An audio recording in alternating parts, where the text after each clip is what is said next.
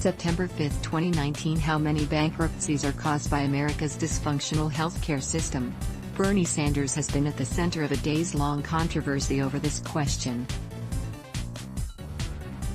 He said 500,000 people are bankrupted annually by medical debt, citing an American Journal of Public Health study which actually found 530,000 bankruptcies every year caused in some way by medical bills, or about 65% of the total. Washington Post fact-checker Salvador Rizzo attacked, awarding him 3 out of 4 pinocchios for failing to cite a completely different study, though in what is becoming a sadly typical pattern for the genre, Rizzo himself made a serious factual error in the process, describing the AJPH paper as not peer-reviewed when in fact it was. As funny as it is to watch so-called fact-checkers beclown themselves in their palpable eagerness to expose the radical commie candidate, the specifics of this debate shouldn't lead us to miss the bleeding obvious. Whatever the accurate number is, we can be sure beyond question that medical debt is causing a great ocean of pointless misery, and Medicare for all would help a lot. But first, let's consider the glib contrarian case that actually, medical bankruptcy is a myth. For that we turn to Megan McArdle, noted expert on war spending, recession timing, 1950s appliances, school shooting defense tactics, and fire-resistant apartment building exteriors.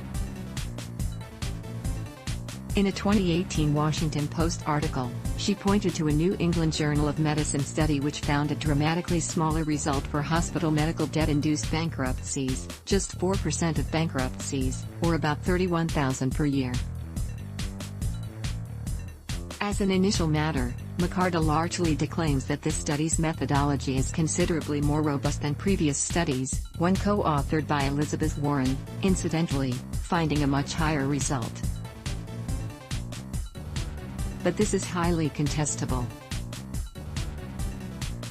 For one thing, the authors restricted their sample to only California residents aged 25 to 64 who had visited a hospital for a non-pregnancy related reason. They exclude children, the elderly, and debt resulting from medical problems that don't land people in the hospital.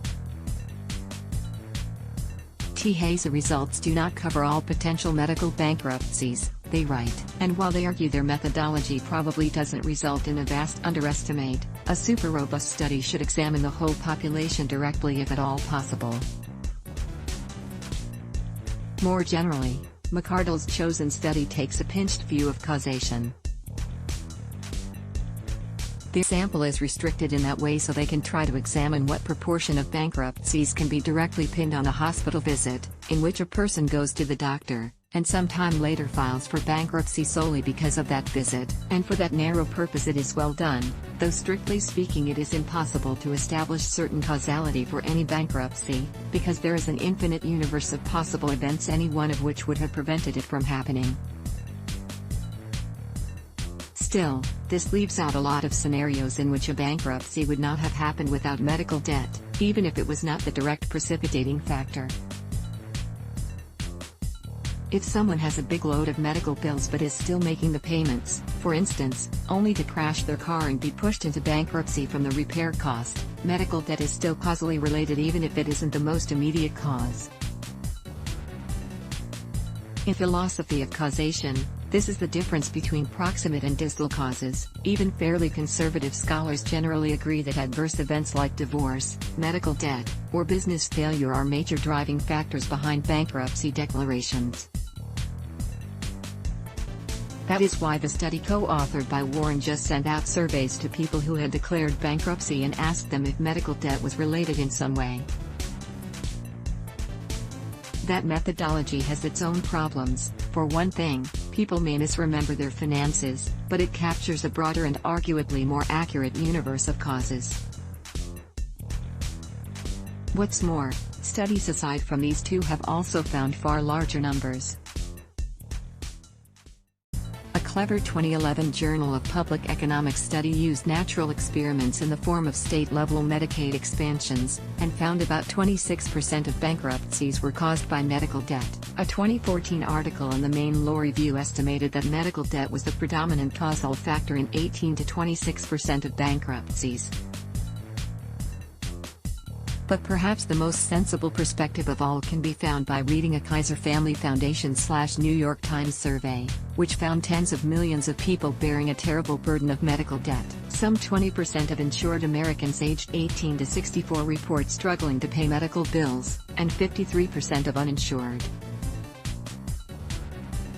Among that struggling population, huge fractions report serious financial distress, like the 63% of struggling insured people who burn through most or all of their savings. Courtesy Kaiser Family Foundation, one of the reasons Bernie Sanders advocates for Medicare for All is because lots and lots of Americans are being financially broken on the wheel of medical debt, and a great many more are suffering short of bankruptcy. It is absolutely inarguable that this is happening.